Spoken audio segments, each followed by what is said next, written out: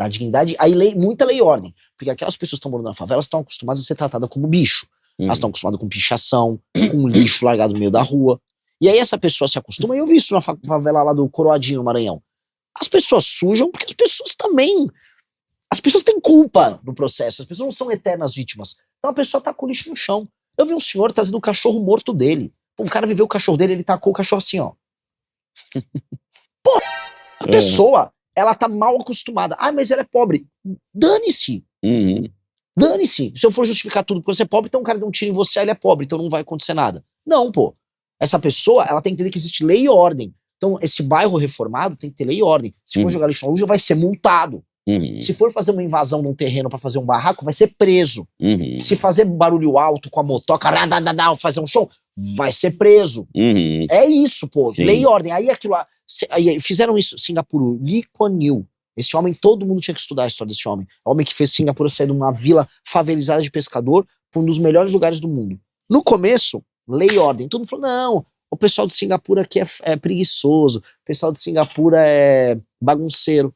Lei e ordem, 10, 15 anos as pessoas se acostumaram e cultivaram aquilo como cultura.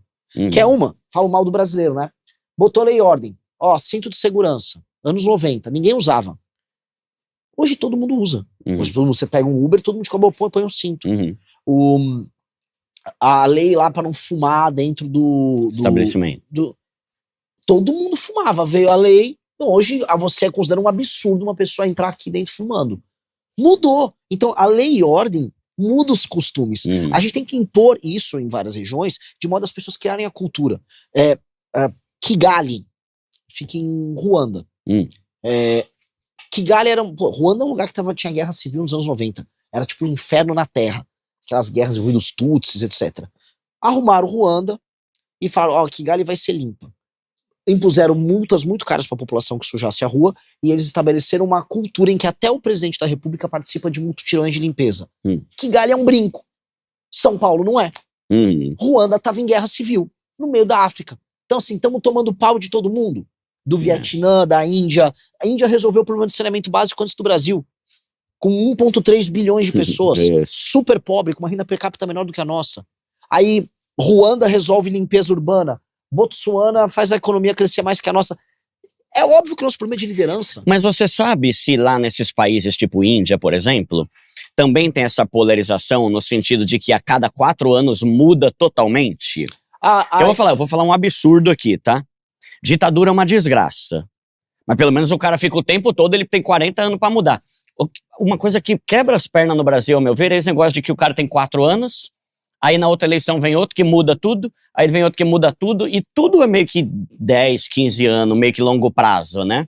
Olha só, quase todos os grandes exemplos de crescimento de uma nação com a imposição da ordem, um grande ganho, ultimamente, não vieram, nesses últimos exemplos que eu tô dando aqui, com sistemas democráticos caóticos como a gente vive. Dito isso, você também consegue fazer uma democracia. A gente só tem que mudar o sistema de incentivos da nossa democracia. Nossa democracia é muito doente. Então o sistema de incentivos da nossa democracia é para você manter a pessoa pobre e comprar a pobreza dela.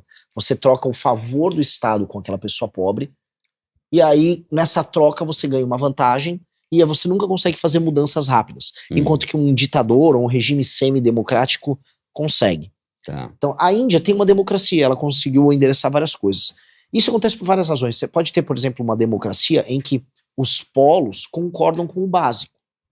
Por exemplo, os países europeus no pós-guerra, todos democráticos, cresceram bastante e criaram um modelo. Todo mundo concordava na Europa pós-guerra que tinha que ter saneamento básico. Aqui não. Aqui não. Todo mundo concordava na Europa pós-guerra que assim, se você for assaltado, o bandido tem que ser preso. Aqui não. Aqui não. Porque são muito diferentes as ideias, os opostos. Assim, existe um problema que envolve, a esquerda, que ela é demente. A direita que não existia, agora existe, que ela é idiota, mas a esquerda ela é demente em termos de ideias, políticas públicas, ela é pouco funcional, ela se sabota. E existe uma coisa aqui, que é o centrão, que é uma coisa que não existe nessas nações. Ou se existe, existe de uma outra maneira. Que é basicamente uma classe política que ela é ela vive da pobreza. Um político do centrão, um político que compra o voto do pobre, que gosta de dar assistência para uma pobre, que gosta de manter as pessoas na pobreza, que gosta de viver com o pires na mão. Um político do centrão, eu vou dar um exemplo, eu gravei um vídeo sobre esse cara. Tem um cara que chama Ciro Nogueira, foi alvo de uma operação agora da PF, envolvendo o Banco Master. O Ciro Nogueira foi, durante os últimos anos, um dos 5 políticos mais poderosos do Brasil. O Ciro Nogueira, a família dele controla uma cidade no Piauí chamada Dom Pedro II. É uma porcaria de cidade. Nunca melhorou. Ele tá mandando na política brasileira desde 95. A cidade dele continua mal. Ele é de um estado como o Piauí, que ele é senador há muitos anos. O Piauí é um dos piores estados do Brasil em quase todos os indicadores. Tá lá sempre disputando com o Maranhão, assim, os piores lugares. Maranhão, Alagoas, Piauí e alguns estados do norte. Não obstante, ele é muito poderoso. Ou seja, o que faz um cara de um estado muito mal administrado ser tão poderoso nacionalmente? Aí eu pego o Alcolumbre, presidente do Senado, é do Amapá. O presidente da Câmara era o anterior de Alagoas e o atual é da Paraíba. Por que a gente é administrado por políticos que vêm dos lugares mais mal administrados? Numa empresa não é assim. Num time de futebol não é assim. Você contrataria como técnico do seu time de futebol o técnico da seleção brasileira, um cara que era técnico do time da Série C? Não. Ninguém faz isso. Mas o Brasil faz. Na política, quem manda em você são os caras dos piores lugares. Por quê? Quanto mais pobre o lugar que você administra, mais fácil você controlar as pessoas. E sendo fácil você controlar o seu eleitor não te cobra. Ele só quer que você dê uma grana pra ele. Ele não cobra uma posição ideológica, uma posição moral. Ele só quer que você cuide dele, porque ele tá muito pobre. Aí esse político, ele fica a vida dele é muito fácil. Ele vai no governo federal, põe uma faca no pescoço do presidente e fala: me dá dinheiro, eu mando pra minha base, me reelejo, agora vou fazer negócio. Agora eu quero fazer lobby. Aí ele fica rico, estando sempre no governo. Esse Ciro Nogueira, ele foi do governo Lula, ele foi do governo Fernando Henrique, ele foi do governo Lula, ele foi do governo Dilma, ele foi do governo Temer, ele foi do governo Bolsonaro e agora ele também é do governo Lula. Você não vai deixar ele no teu governo, nem né? Desculpa o palavrão, bota o pi também, mas nem ele, Antônio de Rueda, do União Brasil. Esses caras são parasitas. E esse é um problema maior do que a esquerda. Muito maior do que a esquerda. A esquerda tem ideias ruins. Agora a esquerda representa um nicho urbano de ideias ruins. Esses caras são os cafetões dos pobres do Brasil. Eles cafetinam as pessoas mais pobres. Eles são uma máquina de gerar pobreza. Esses caras precisam ser destruídos. Aí onde eu quero chegar para responder você? Se eu altero o sistema de incentivo que faz com que um político desse exista e impeça a gente de fazer as reformas que a gente precisa para desenvolver o Brasil, se eu alterar essa dinâmica, eu não deixo eles nos prejudicarem. E aí eu tenho uma reforma toda que eu chamo de lei de responsabilidade gerencial, que muda, que é a verdadeira reforma política que a gente precisa fazer, que muda isso. E aí altera esse jogo. Se a gente alterar essa dinâmica, aí os próximos presidentes vão ter bem menos trabalho para fazer as reformas que fazem com que o Brasil funcione. Este é o meu grande sonho. Eu falo muito de derrotar o crime. Agora, se a gente muda isso, a gente permite que a democracia brasileira, ela não atrapalhe o Brasil. Não sei se você entende. Hoje, se a democracia brasileira faz com que o Alcolumbre dá uma pá, mande em você, tem algo de errado na democracia brasileira. Se a democracia brasileira faz com que o Arthur Lira, de Alagoas, com mais de 10% de analfabeto, mande em você, tem algo de errado na democracia. E tem. Algo de errado na democracia, assim, ó, as pessoas, quanto mais pobres as pessoas, mais elas dependem do Estado e mais elas votam no político corrupto que dá alguma coisinha pra elas. Mais elas vendem o voto, inclusive. E aí isso faz com que esse político seja hiperpoderoso. Aí esse político vai pra Brasília, fica mandando verba pra essa região dele, e essa verba que ele manda pra essa região dele, ele ainda desvia, bota no bolso, faz compra de voto, faz caixa 2, e aí ele exige que o governo seja uma grande máquina em que ele fica dragando. Eu preciso mudar esse funcionamento. E onde está o funcionamento? Um prefeito que administra essas pessoas pobres, nessas cidades pobres, hoje ele se reelege mesmo não melhorando em nada a vida das pessoas. Isso é o básico. A pessoa reelege ele sem ter melhorado o esgoto, a educação. A pessoa nem sabe medir. Porque o cara compra o voto dela, ou o cara emprega ela na prefeitura, ele ameaça o adversário. A gente vai criar uma lei de responsabilidade gerencial, que é assim, pro cara poder concorrer à reeleição, se ele tinha 10% de esgoto na cidade dele, no final dos 4 anos ele tem que entregar, sei lá, 20. Se ele tava em tal posição no ranking de educação do SAEB, ele tem que subir. Se ele tinha, vamos dizer, a município tinha um PIB de X, tem que ser X vezes 1,0 tanto. Se ele não entregou isso, ele não concorre. Se ele não concorre, eu quebro o oligarca daquele local. E aí todo político é obrigado a aumentar o desempenho daquele município. Legal, Se ele aumenta o desempenho daquele município e ele gera atividade econômica, o que acontece com aquelas pessoas? dependem menos do Estado. Dependendo menos do Estado, elas vão ficar vendendo voto para político. Não vendendo voto político, esse político que fica roubando em Brasília, que impede o desenvolvimento, ele vai deixando de existir. Ele vai raliando. E aí começamos uma mudança no sistema. Tá. O sistema tem que ser igual a uma empresa. O prefeito tem que ter indicadores de desempenho. Se ele não entrega um indicador, ele não concorre. Perde direito político por 8 anos. Simples assim. Se ele entregou, pode reeleger, tá tudo bem. Tá. Não tenho nada contra o cara. Entregou o desempenho? Concorre. Não entregou o desempenho? Tá na rua. E se ele tá indo muito mal na gestão dele, o governo federal tem que ter o poder de tirar, não é nem afastar ele, de colocar um interventor na cidade que corrija a rota.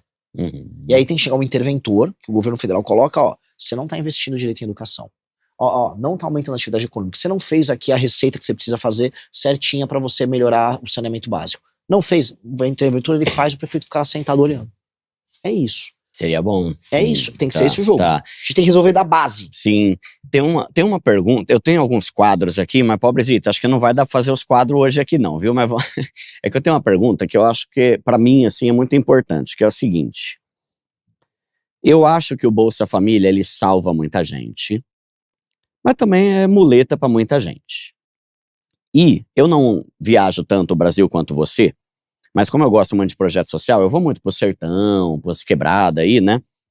E eu vejo que muitas vezes falta emprego, e eu gosto muito da ideia do empreendedorismo mais do que o assistencialismo. Por exemplo, quando eu vou lá pro sertão, eu vejo muita gente que não tem água, pessoas que não têm emprego, e não só no sertão, mas na região norte ele tem muito. A maior desgraça, eu acho, do Brasil, que é o tráfico. Eu evito falar algumas palavras, porque senão a internet bloqueia, né? Mas tráfico infantil. Mano, você tem um bagulho que me deixa com ódio absurdo no coração. Essas desgraças aí.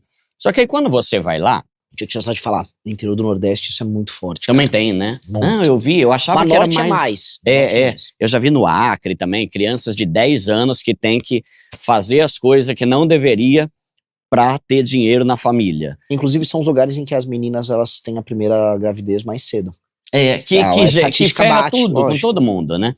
Só que aí o ponto é, por que não existe um projeto do governo para que em vez de ficar fazendo trocentas mil fábricas em São Paulo, Rio de Janeiro, Curitiba, não comece a dar benefício para que se crie uma fábrica enorme? Tudo bem que lá vai ter que preparar a pessoa, porque a pessoa não tem nem estudo para trabalhar numa fábrica, né? E não que eu seja a favor de, você ser peão de fábrica, mas é melhor ser peão de fábrica do que vender o corpo, né? Não existe uma forma de a gente fazer com que tenham mais benefícios para que os grandes empresários migrem para essas áreas terríveis como Ilha de Marajó, região norte, onde tem muito problema com isso, sertão do Nordeste, onde não tem nem água. Vou dar um exemplo. Lá numa cidade lá do sertão que eu fui, eles começaram a fazer aqueles negócios eólicos, sabe? De pegar vento e energia tal, eólica. Cara, ajudou muita gente. Só que foi um projeto. Por que não se faz um projeto para que as empresas criem fábricas lá para melhorar a região e ainda assim a empresa ter algum benefício, entende? Cara, esse é um dos temas que a gente mais discute. Eu vou te falar a resposta por que não fazem. Porque se você for instalar uma fábrica no meio do sertão, você não vai ter mercado consumidor próximo. Você não tem mão de obra. Você não tem segurança jurídica. Você não tem estrada pra escoar nada. Logística, né? É tudo muito ruim, muito difícil. Que droga, né? Uhum. É muito ruim e muito difícil. Esse é o status atual. Houve quem tentou? Houve. Houve uma tentativa que teve um resultado, se não brilhante, muito bom, que foi no interior do Ceará. Foi o resultado dos governos do Tasso Gereissati e do Ciro Gomes, com um homem chamado Raimundo Viana, que montou um plano de industrializar o sertão do Ceará e levou empresas de São Paulo e do Rio Grande do Sul para lá. E teve um sucesso relativo. Acho que você vai nas cidades, elas não se tornaram, cidades colossais, mas são cidades melhores do que as contrapartes delas nos outros sertões. Isso aconteceu no Ceará.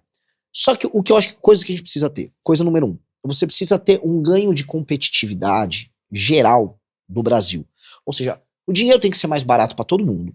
A gente tem que ter capacidade de ter investimento, novamente, diminuir o gasto obrigatório, aumentar o discricionário, para você ter malha logística ferroviária e rodoviária abundante. Trem seria ótimo, né? Energia mais barata. E a energia abundante vira energia mais barata. E dinheiro mais barato, juros mais baratos. Com esses fatores, instalar as empresas em outros lugares já passa a ser mais racional.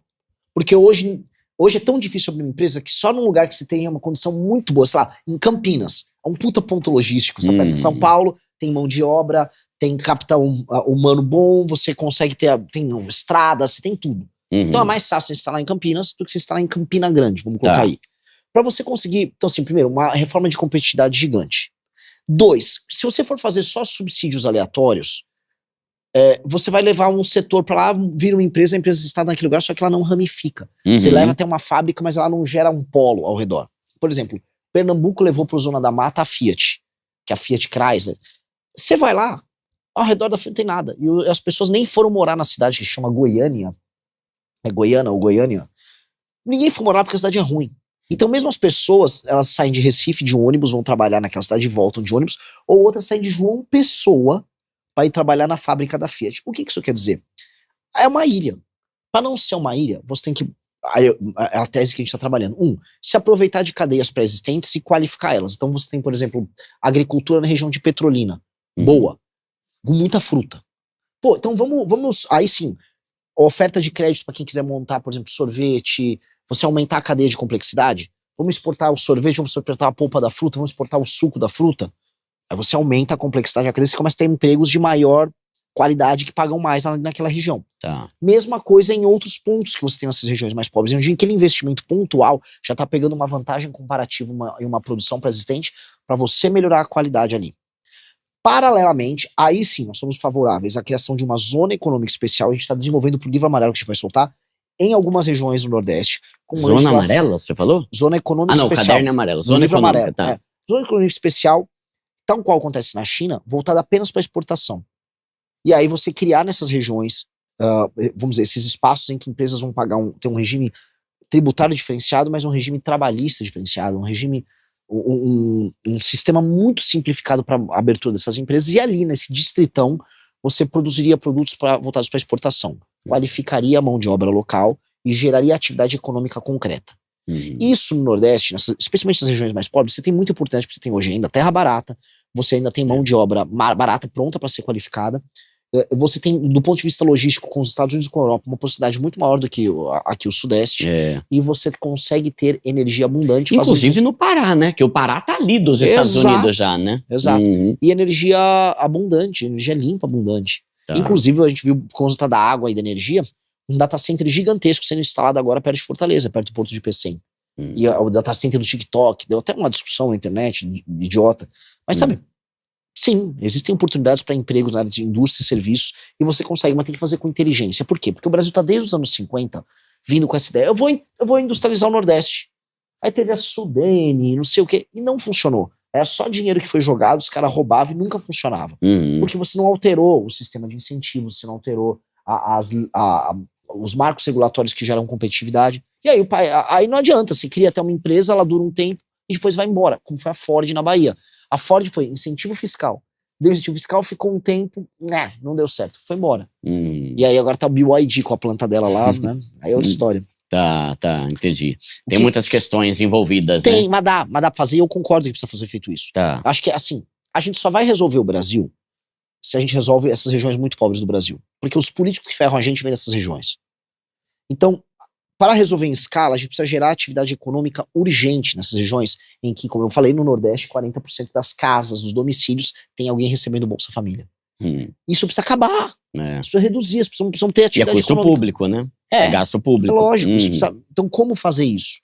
Desesperadamente. Nós precisamos, em última instância, criar atividade econômica racional, não irracional, que é a Zona Franca de Manaus.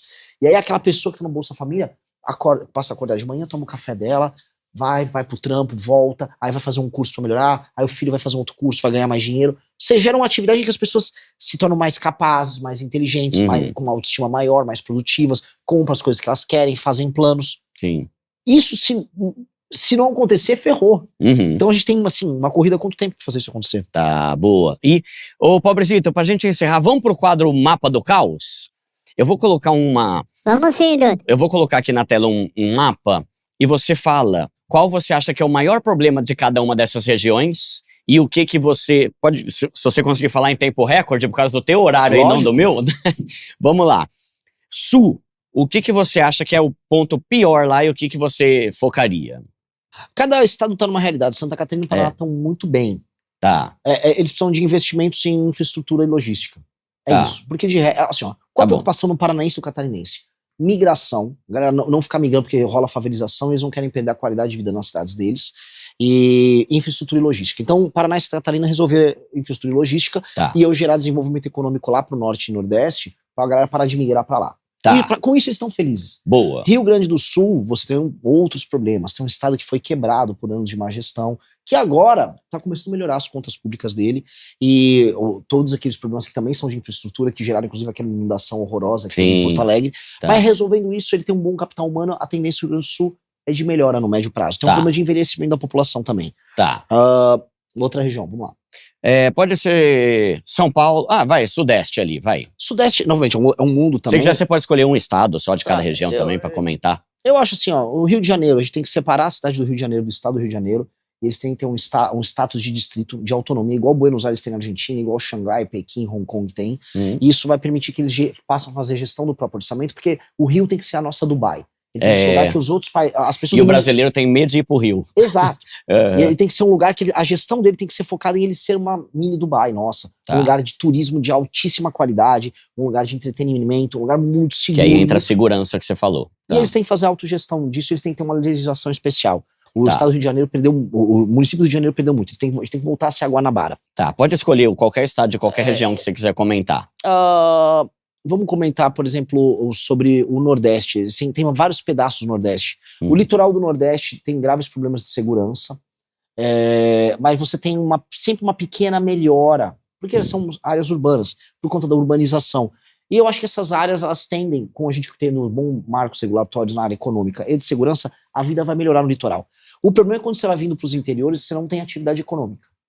E aí o problema nos interiores do Nordeste é gerar atividade econômica desesperadamente.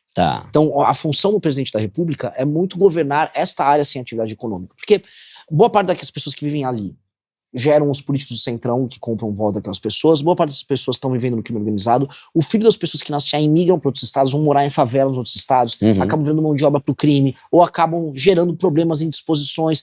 Nós temos que fazer que essas pessoas serem produtivas e felizes. Então nós temos que resolver o Nordeste. Isso é fundamental. Boa. Região Norte, graves problemas logísticos, sabotagens por conta de ONGs e legislação ambiental que impede que lugares como Acre ou Roraima funcionem a contento. Muita corrupção no Amapá. O Amapá é um lugar profundamente corrupto e com uma oportunidade colossal, porque tem petróleo ali perto, a gente explorar petróleo e ter os royalties. E o perigo, se explorar petróleo no Amapá, vai vir muito royalties, vai vir muita grana, e aí vai pegar a pior classe política do Brasil. E era o lugar que estava mais endividado do Brasil. Esses dias eu dei uma palestra lá em Macapá, é o lugar mais endividado do país inteiro, mano. Não obstante, é um lugar dos que mais recebem proporcionalmente dinheiro do governo federal. Caramba, né? E aí não pode acontecer o mal de Macaé. O que é o mal de Macaé? Macaé pega um monte de royalties do petróleo. Vê se Onde que é Macaé mesmo? No Rio de Janeiro. Vê se é bom viver em Macaé. Não é. Não resolve. Então, assim, o que está sendo feito com esse royalties do petróleo? No Amapá, cuja classe política é pior que a de Macaé, vai ser ainda pior se a gente não souber cuidar direito disso. Tem um grave problema ali no Amapá. Região do Centro-Oeste. Questões de fronteira para não deixar a droga entrar no Brasil. Então, muita defesa na área de fronteira.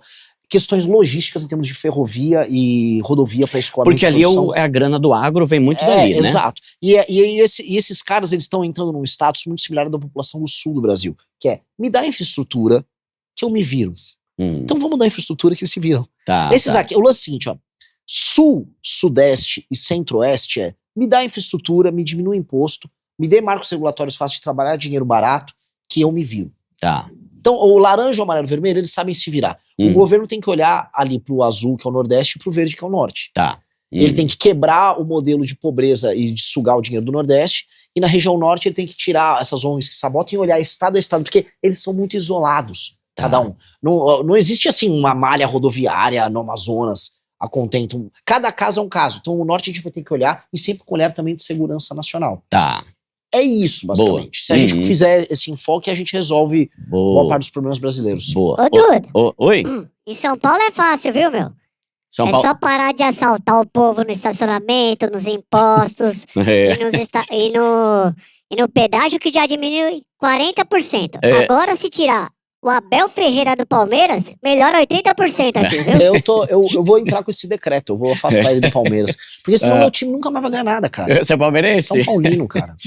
Ô, Renan, pra gente finalizar, pra essa tua câmera aqui, cara, comenta o que você quiser aí.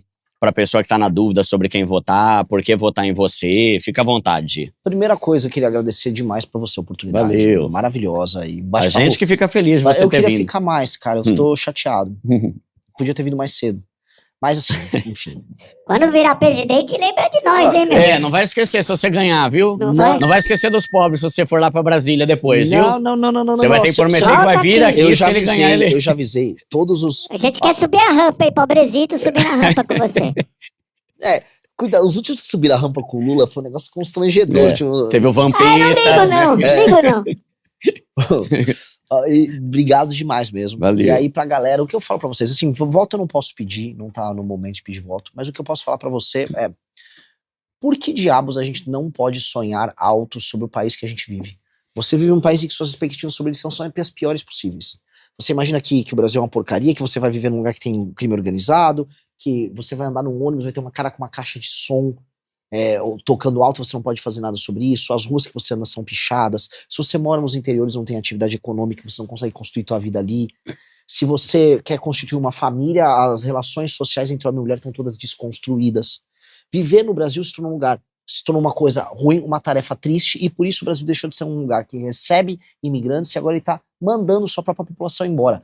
Jovens na casa de 20, 30 mil todos os meses se mudam para outros países. Nós precisamos alterar essa dinâmica. O Brasil não precisa ser um lugar ruim. O Brasil nasceu para ser uma das 5 maiores nações do mundo, para disputar com Índia, Rússia, China e Estados Unidos a mesa de quem decide o que importa no mundo. Essa é a posição do Brasil. Um país sem favela, um país que você vai ficar com o fruto do teu trabalho, um país que você vai poder ganhar dinheiro, um país que o espaço público vai ser respeitado, você não vai andar na rua, a rua não vai poder estar pichada, a rua não vai poder estar cheia de lixo, não vai ter vagabundo querendo te assaltar, não vai ter vagabundo querendo invadir o teu espaço, o cara que guarda a cadeirinha na praia, até o cara que se apropria de uma praça. Do morador de rua ao malandro. Ninguém. Nós vamos viver um país que tem que ter lei e ordem. É possível ter esse país. Um país que com lei e ordem é um país que fica mais rico. Um país que fica mais rico é um país que fica feliz. E um país que fica feliz é um país que você vai querer morar. E é isso. Essa é uma grande missão. Tenha grande missão porque o futuro é glorioso. Valeu. Inscreva-se no canal e faça parte dessa missão. Compartilhe esse vídeo com quem também quer ver o Brasil mudar. O futuro é glorioso.